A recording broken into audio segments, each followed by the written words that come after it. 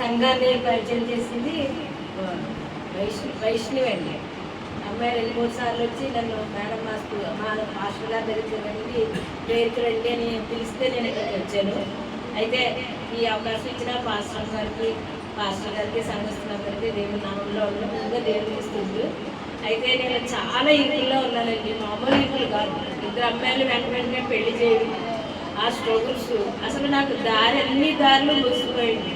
దేవుడు నేను ఏదడిగితే ఇచ్చే గొప్ప వరకున్నాను. నేనే చాలా ఎక్కడికి వెళ్ళిపోయినంటే జీరోకి వెళ్ళిపోయినండి. 9th కూడా కట్టుకోలేని పరిస్థితిలో పడిపోయిన పరిస్థితి.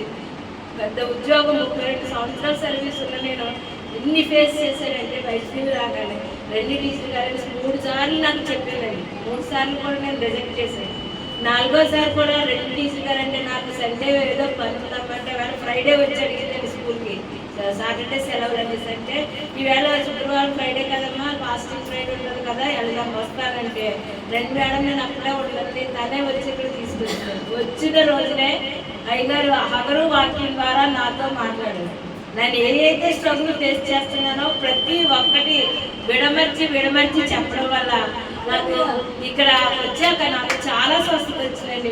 అసలు నేను మోకరించే స్థితిలో కూడా ఉండేదాన్ని కాదు, ఒళ్ళు వెయిట్ ఎక్కువ ఉండేది. అలాంటిది మోకరించగలుగుతున్నాను.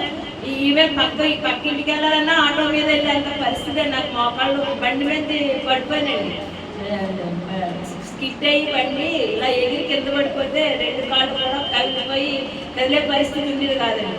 మెట్లు ఎక్కాలంటే ఇబ్బంది పడిపోయేదాన్ని, మెట్లు దిగాలంటే ఇబ్బంది పడిపోయేదాన్ని. 10 నిమిషాలు పట్టింది. అలాంటిది ఇప్పుడు నేను చక్కగా నడుస్తున్నాను, మోకరిస్తున్నాను, ప్రార్థన చేసుకుంటున్నాను. దేవుని కృపలో బాబు నాకు పరిచయం అయిన దగ్గర నుంచి నేను ఆత్మీయంగా ఎదుగుతున్నానండి. సమస్యలు అనేవి ఎన్నో ఉంటాయి, దేవుని దగ్గర మొదలుపెట్టుకుంటే తప్పక విడుదల ఇస్తారనే నమ్మకం అయితే ఉంది నాకు. కానీ ఆ ఫోన్స్, ఆ స్ట్రగుల్స్ ఒకటి కాదండి. ఒక పక్కన క్రెడిట్ కార్డు, లోన్స్, బయట తెచ్చిన రుణాలు, పిల్లల స్ట్రగుల్స్, మ్యారేజ్ చేశాను కానీ ఎవరో సరిగ్గా లేకపోవడం. ఏంటి ప్రభా నేను ఏం తప్పు చేశాను? ప్రతి దినము నేను దేవుని అడుగుతున్నా కూడా నాకు ఇది లేకపోతే సరే 3 రోజుల ముందు పరిశుద్ధాత్మ కుమ్మరింపులో దేవుడు నాకు ఏదో ఒక దారి చూపించకపోవాలనేది నేను నమ్మకంతో వచ్చానండి. దాదాపు 6:30 దగ్గర నుంచి టైం అయిపోతుంది, వెళ్ళాలి ఆతృతగా రావడం, ఇక్కడికి వచ్చాక ప్రశాంతంగా ఉండడం. ఈ వేళ అయితే దేవుని కృపలోనే పరిశుద్ధాత్మ కుమ్మరింపు పొందుకొని అన్య భాషలో మాట్లాడగలిగాను. దేవునికి స్తోత్రం. దేవుని నామంలో నా కుటుంబాన్ని అందరినీ మార్చాలని మీ అందరి వ్యక్తిగత ప్రార్థనలో తప్పక జ్ఞాపకం చేసుకోండి.